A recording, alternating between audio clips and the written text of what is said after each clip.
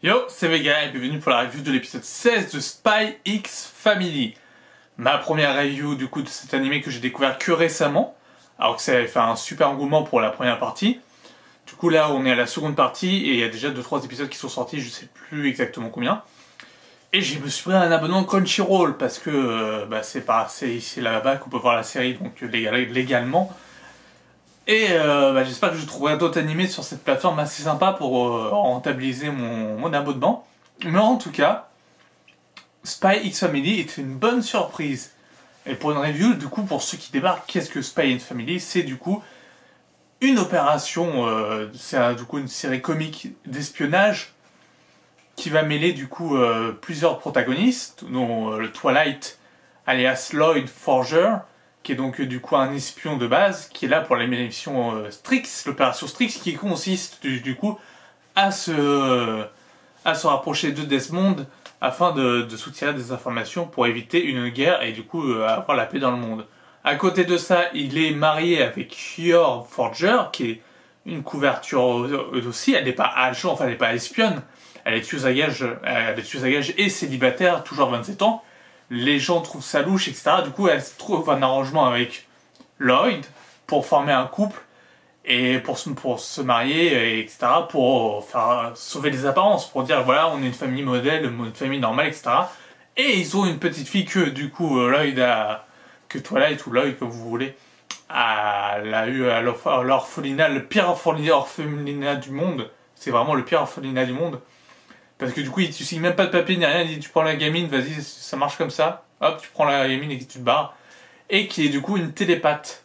Elle peut savoir du coup la pensée des gens. Et ils ont un chien qui voit le futur. Voilà le tableau. Et chacun n'est au courant d'aucune des identités des 4 protagonistes.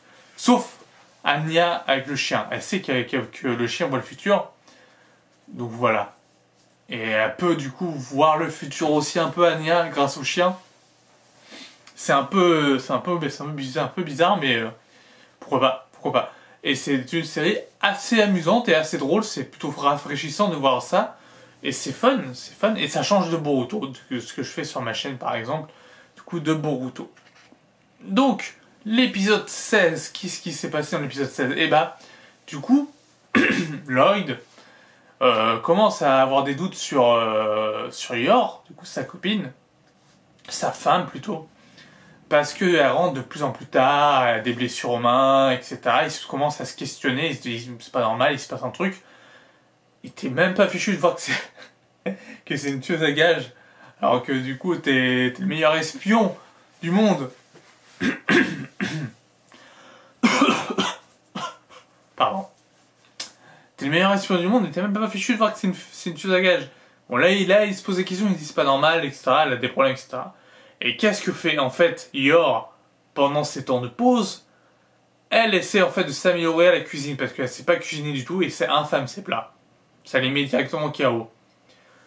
Alors du coup, elle va chez une collègue et son mari est tout sympa, le mari de la collègue, parce qu'il la encourage, etc. Alors que du coup, la meuf, elle veut que Yor parte, hein, parce qu'elle en a marre de goûter ses plats de merde, c'est dégueulasse, etc. Sauf du coup un ragoût qu'ils ont fait quand ils étaient petits, avec Yuri, parce que il a pas acheté, il a fait appel à un goûteur professionnel qui se trouve être le frère de Yuri, le frère un peu possessionnel avec elle. Du coup, tu fais bon, d'accord, qui travaille pour la police secrète. N'oubliez pas, ce qui fait un ennemi de Twilight, qui fait un bel ennemi, et sûrement une belle confrontation. Moi j'aime bien Yuri, il fait me penser un peu à Light dans les Snuds dans certains moments. Donc voilà, j'aime bien. Franchement, j'aime bien sa façon d'être, etc. C'est plutôt cool. Donc voilà. Et elle apprend à cuisiner, elle apprend une belle recette, elle va leur faire goûter, elle trouve ça super délicieux. Du coup, elle rentre chez elle, elle dit c'est moi qui fais le goûter, c'est moi qui fais le repas. Et ils trouvent ça super bon. Au début, ils ont peur, Anya et Lloyd. Au début, ils ont peur, et puis après, quand ils mangent, ils font oh, c'est super bon et tout. C'est cool, etc. Et puis après, elle leur fait faire un dessert, et dans le dessert, ils sont tous les deux KO parce que le dessert est tellement dégueulasse que c'est pas mangeable. Voilà, ça c'était pour la première partie du coup de cet épisode qui était coupé en 2 parties. Et la deuxième partie c'est avec Frankie qui veut du coup sortir avec une serveuse, bah, qui demande des conseils à Lloyd. Lloyd lui sort un organigramme. Voilà, je sais plus comment on dit ça précisément. C'est vraiment la review du je m'en foutisme, hein, parce que du coup, il y a plein de trucs qui passent pas, mais c'est pas grave, c'est pas grave. Au moins, je l'aurais faite et je serais content de l'avoir faite. Du coup, un organigramme, je crois que c'est ça, comme ça qu'on dit, j'ai un doute. Toutes les réponses possibles, de toutes les questions qu'on peut lui poser, de toutes les réponses, des réponses qu'on peut avoir avec cette conversation, etc. Et même dans le café, il se déguise en la fille pour pouvoir faire une simulation avec Frankie. Je veux dire, merde, t'es espion. Toi-même, tu dis, il faut être discret. T'es tout sauf discret. Et il est tout sauf discret, Lloyd. Enfin, Twilight. Alors que c'est censé être le moins barré des 3, hein, 3 persos. Il est quand même le moins barré des 3. Faut l'admettre. Peut-être des 4 avec le chien qui vient juste d'arriver dans la team. Mais bon. Voilà. Donc, il apprend à Frankie à séduire une fille. Il va la voir, c'est un échec total. Anya le sait, elle essaie de le réconforter comme un peu. Et ça se termine un peu comme ça. Voilà.